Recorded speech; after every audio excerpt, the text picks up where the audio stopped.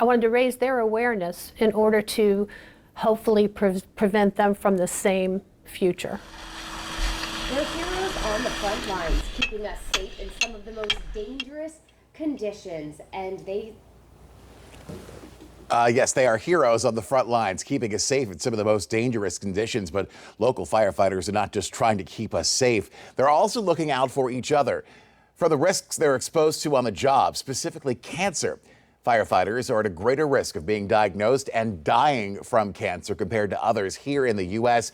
News 3 investigative reporter Zach Dahlheimer this morning breaking down the numbers in this trend and what one local fire department is doing to protect our heroes now and in the future.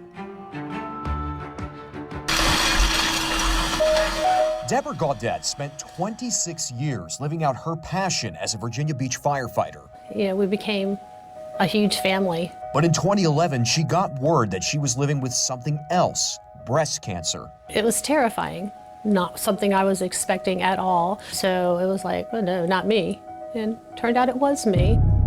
She found out from her doctor her diagnosis stemmed from her time on the front lines. The update gave her relief and eventually made the decision to share her story, determined to help others in uniform. I want these guys to know what this is like.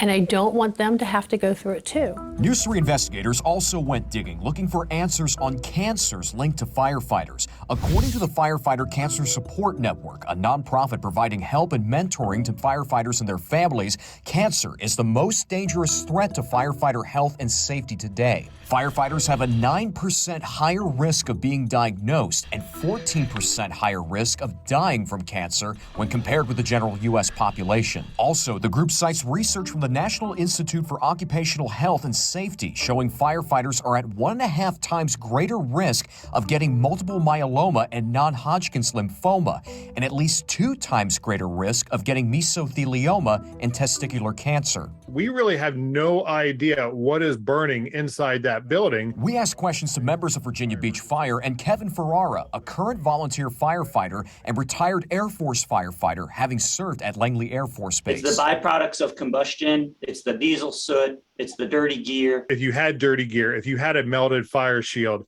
that showed you were courageous. And that mentality, fortunately, we're getting that out of the fire service today. Ferrara points to items that could be in structures when crews respond to calls. You look through your house, you have various fabrics, your stain-resistant carpeting, your furniture, even some of your clothing contains these carcinogens. And as they are consumed by fire, they off-gas, they produce soot, they produce ash, and those products of combustion are absorbed onto the turnout gear through the firefighter's skin. Virginia law also lists 10 different cancers presumed to be occupational diseases linked to firefighters. They know that we are exposed to carcinogens enough that chances are pretty good that we may suffer from one of what they call the presumptive cancers. Our retirees are the group that I really worry about right now. Is our recent retirees who fought fires 20 years ago.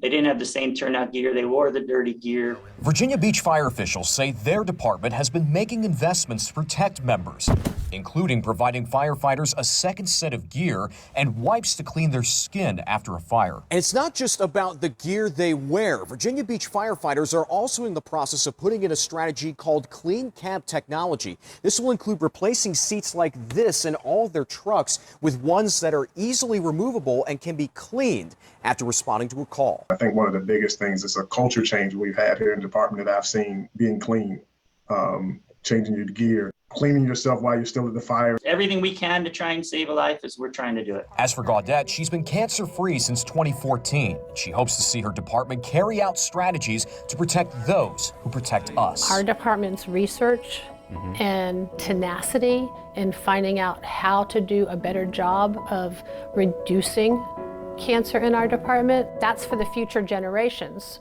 Experts recommend if you're a firefighter, whether active or retired, to always be proactive about your health. Maintain relationships with your doctors, especially a dermatologist. And for active firefighters, always make it a point to shower and wash your personal items after every fire. Zach Dahlheimer, News 3.